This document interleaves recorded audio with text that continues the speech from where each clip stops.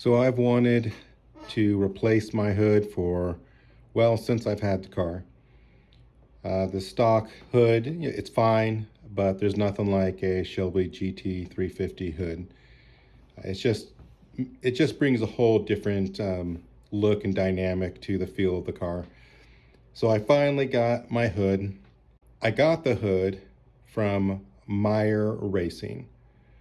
Now, that's not to be confused with Mike Meyer. So as you can see here, this is the website for Meyer Racing. They've been, obviously you can see, been around forever. And their primary focus is fiberglass.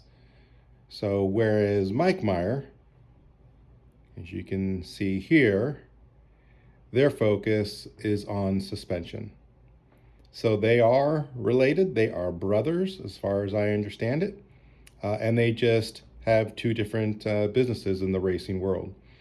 So again, I got mine at Meyer Racing, which is fiberglass oriented, not at Mike Meyer. I've gotten various parts from Mike Meyer, but the hood came from Meyer Racing.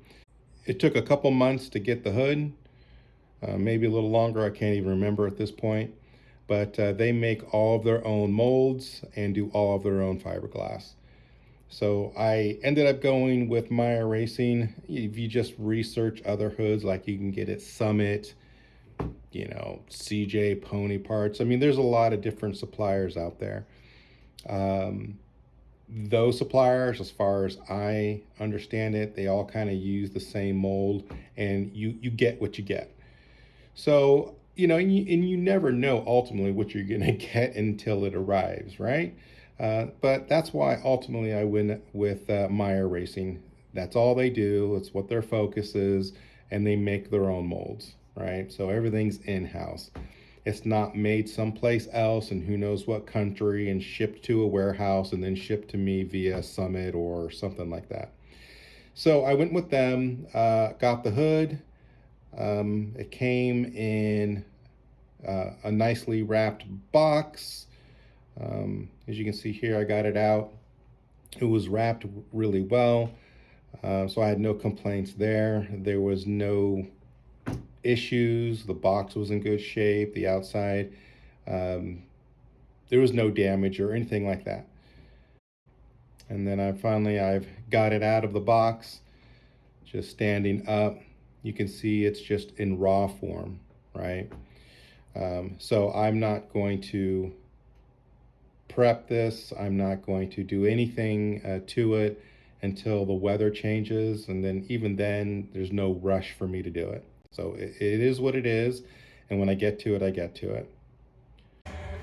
All right, getting the hood installed. I've got it actually on the car, obviously. It's all lined up. And just reinstalling the pins, the hood pins, doing the exact same thing as before. Just use some paint on the top of the connector there. Made a mark, drilled it out, rinse and repeat. Then did it again to get a mark on the inside. I don't know if you can see that in there, but there's another orange mark in there. So now I'm gonna drill that out and then see how she fits.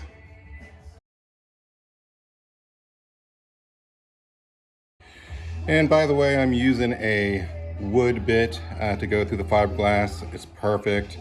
If you got these, I would use these. For the rear or the bottom side, the underside of the hood, I use a 7/8. And for the top side, 3/4. Because with this bit, I can't see the mark up there inside the hole. So I just did a quick little pinhole with it, and then I'll step up to this. All right, so I got them poked through. And one thing, at least the way I do it, no matter how meticulous I try to be in terms of trying to get it perfectly lined up, the bottom hole versus the top hole, inevitably, this happened on the last car too, or last hood, is I had to oblong a little bit. Infinitely easier on the fiberglass, I must say, but I just used a couple files, a little bit of a rougher one, and then a fine one. If you have a Dremel, you could try using that. I don't think I'd use that anyways, just because that could, one slip and that could be a real disaster. The files are much more controlled and safe in my opinion. But yeah, and also with these pins, you can kind of tug on them a little bit to get them lined up. But yeah, otherwise, she's looking good.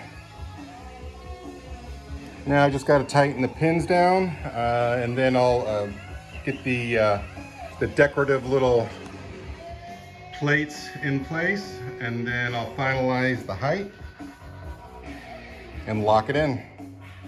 So with a fiberglass hood, you got to take off the springs.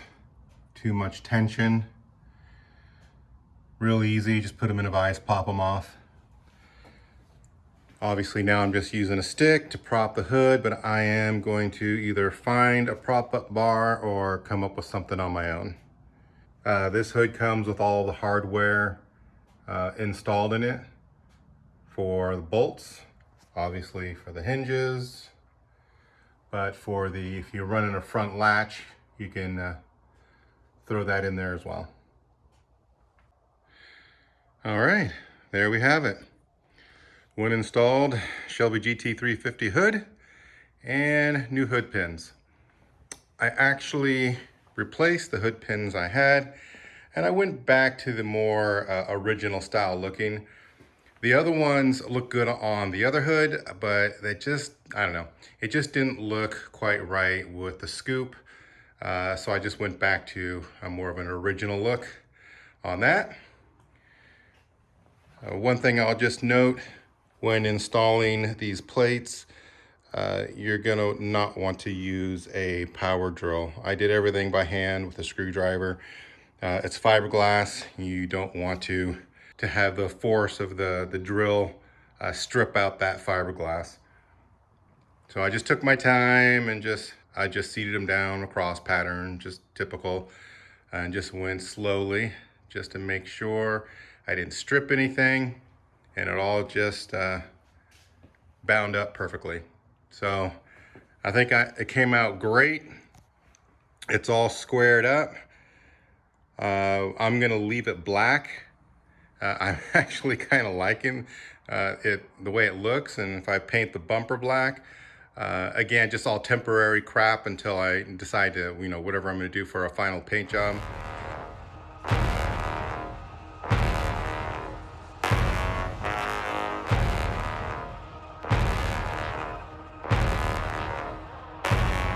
Here we go!